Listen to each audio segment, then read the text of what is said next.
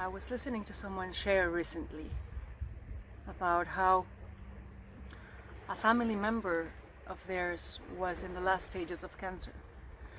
And in that awareness that the proximity of death brings, they kept telling their family members how lucky they were that they could still walk, and how lucky they were that they could still dance and go to places. And as I kept hearing this, I kept thinking, wondering of whether this person was aware of just how lucky she was that she could still hear, and that she could still listen to music, and that she could still see her loved ones and hug them and hold them in her arms, or just be in their presence. And I kept seeing more and more and more just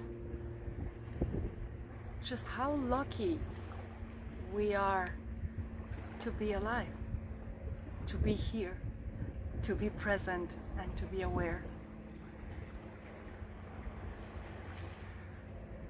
And the deeper I went into seeing that, the deeper I went into seeing the gift that consciousness is.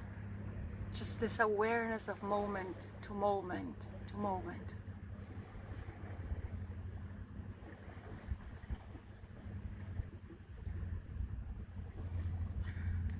A couple of days ago, I heard someone say, it is not about what consciousness does, it's about what consciousness is. And that made all the sense in the world. So we are aware of the world through our senses.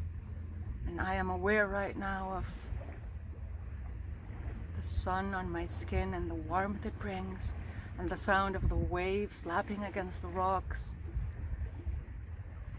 But if I take my senses away, I can become aware too of the thoughts in my head and the feelings I am feeling, and the hopes I have, and the fears I have. And I remember someone asking me once, if you could design another sense to perceive reality, what would you design it like? And it became very clear to me that I don't have the imagination for that. If I had another sense, what would I like it to be like? I have no idea. And yet I am certain that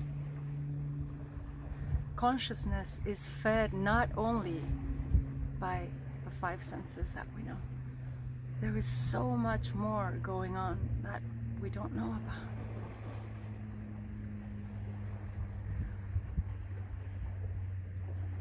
But beyond the preferences that we could have about what we become conscious of, there is, like this man said to me, what consciousness is.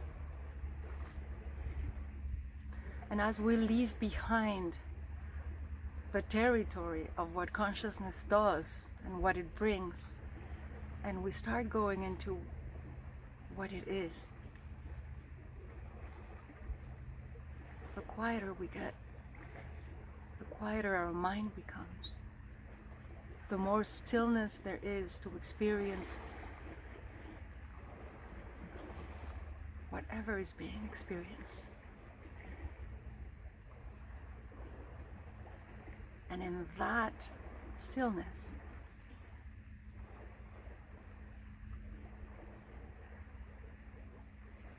we come in contact with the miracle of consciousness, with the miracle of awareness, with the miracle of just being here and knowing that we are here. I remember Michael Neal saying once, wouldn't it be a shame to have a wonderful life and not know it? Well, we are having it. We are having it, and we have the gift of consciousness.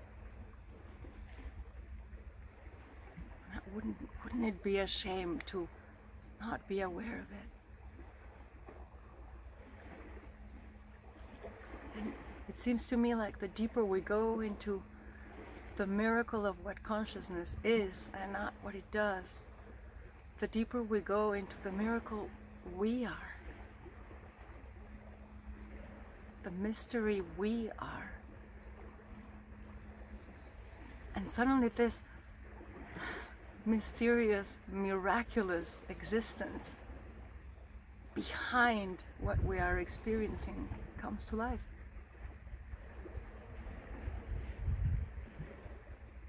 Before our very eyes. And a completely new world opens up to us, in which we can just be and rest and witness that miraculous existence.